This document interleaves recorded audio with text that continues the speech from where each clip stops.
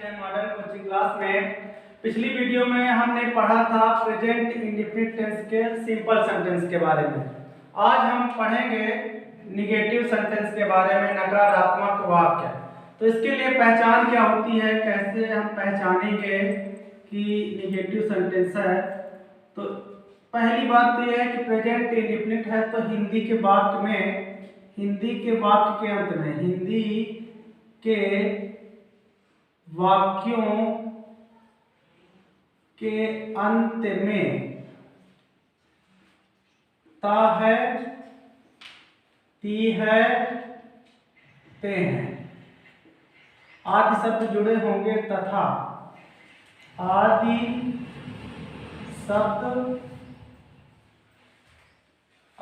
शब्द जुड़े होते हैं। और सबसे ज्यादा इंपॉर्टेंट चीज, और बीच में नहीं लगा होगा, बीच में नहीं लगा होता है, यानी नकारात्मक है तो बीच में नहीं लगा होता है। ऐसे वाक्य मिलेंगे हिंदी के वाक्यों के अंत में ता है, ती है, ते हैं आदि शब्द जुड़े होते हैं और बीच में नहीं लगा होता है। जैसे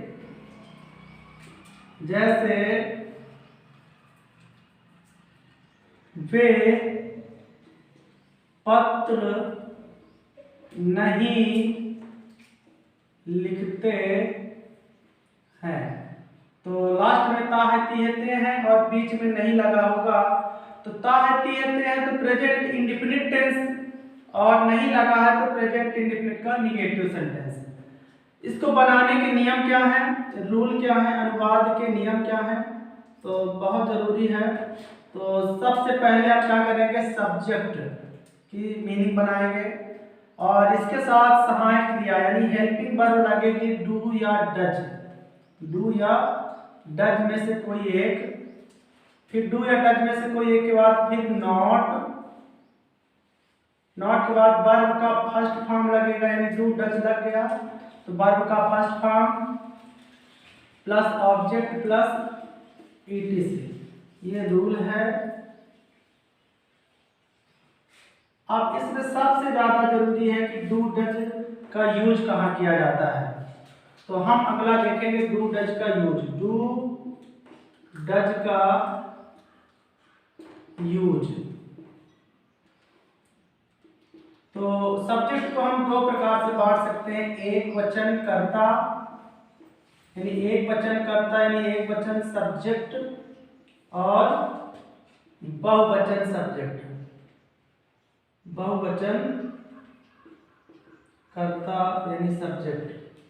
तो जिसमें से एक का बोध हो, जिन सेंटेंसों में एक सब्जेक्ट हो, एक का बोध हो तो एक वचन कर्ता, और एक से ज्यादा का बोध हो तो बहुवचन कर्ता। एक वचन कर्ता में कुछ याद लिख लेते हैं, जैसे ही मीन्स होता है वह, ये पुरुष वर्ग के लिए। सी मीन्स होता है वह और स्त्री वर्ग के लिए।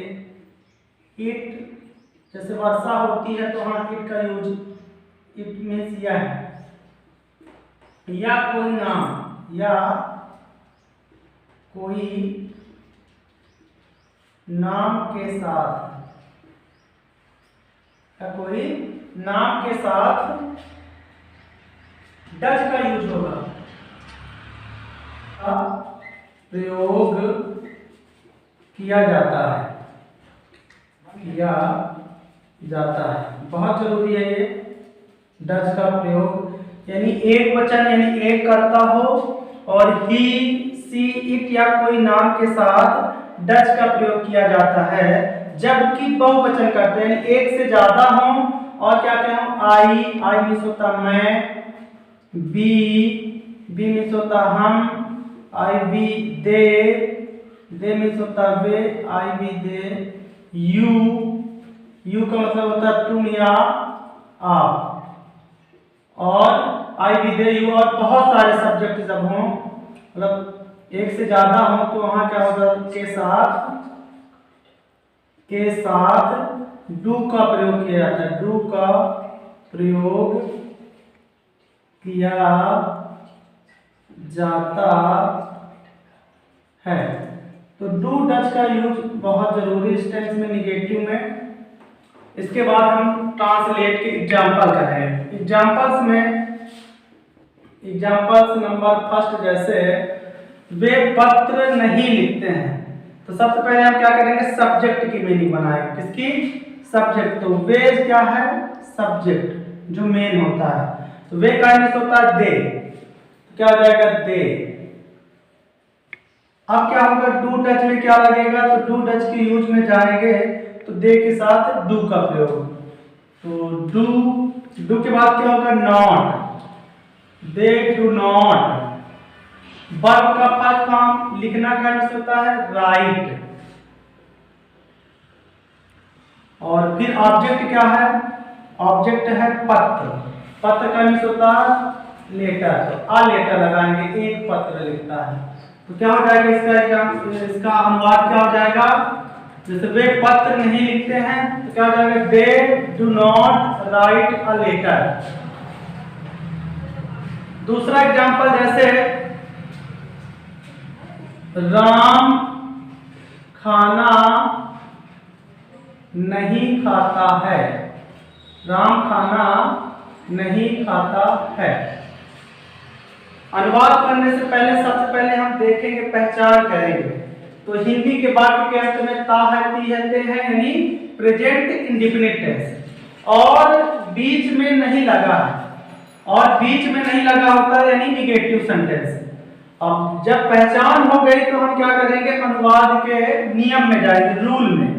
तो रूल सबसे पहले क्या कह रहा है कि सब्जेक्ट की मीनिंग, सब्जेक्ट क्या है इसमें? मेन जो है राम। तो राम की स्पेलिंग बना लिए राम, आर्यम राम। अब डू डच में क्या लगेगा? तो यहाँ डू डच के यूज में देखेंगे कि ही, सी, इट या कोई नाम है, कोई नाम, किसी का भी नाम हो तो उसके साथ डच का यूज। तो राम डच। अब डू डच के बाद क्या है? रूल में नॉट लगेगा। तो राम डच के बाद हो जाएगा नॉट। वर्ब का फर्स्ट फॉर्म, वर्ब माने काम, काम का फर्स्ट फॉर्म माने खाता का होता है ईट। तो फर्स्ट फॉर्म से ईट, एट, ईटन। तो फर्स्ट फॉर्म क्या है? ईट है। तो ईट लिख देंगे EAT, ईट। तो Ram does not eat, verb का फर्स्ट फॉर्म ऑब्जेक्ट।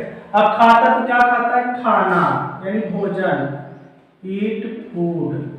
तो ये जब डज के यूज में, और ये वाला क्या हो? डू के यूज में। तो राम खाना नहीं खाता है। ऐसे एग्जांपल्स, जैसे अब तीसरा एग्जांपल, वर्षा नहीं होती है। वर्षा नहीं होती है। पहचान करेंगे, ता है, ती है, ते है, प्रेजेंट इंडेफिनिट। नहीं लगा है यानी निगेटिव सेंटेंस है। वर्षा नहीं होती है, तो जब बारिश, वर्षा के लिए क्या होता है? इट का यूज होता है। तो सब्जेक्ट क्या हो गया? इट। अब सब्जेक्ट हो गया इट। डू डच में क्या लगेगा? इट के साथ डच, तो डच। अब डच के बाद क्या होगा? नॉट लगेगा, इट डच नॉट। वर्ब का फर्स्ट फॉर्म क्या? वर्षा होना, तो रेन। तो it does not rain, full stop. तो ये तीसरा एग्जांपल हो गया। तो बच्चों ऐसे ही हम बहुत सारे एग्जांपल्स करते रहेंगे, और अगली वीडियो में हम पढ़ेंगे प्रेजेंट इंडेफिनिट टेंस का इंटेरोगेटिव सेंटेंस। तो ठीक बच्चों।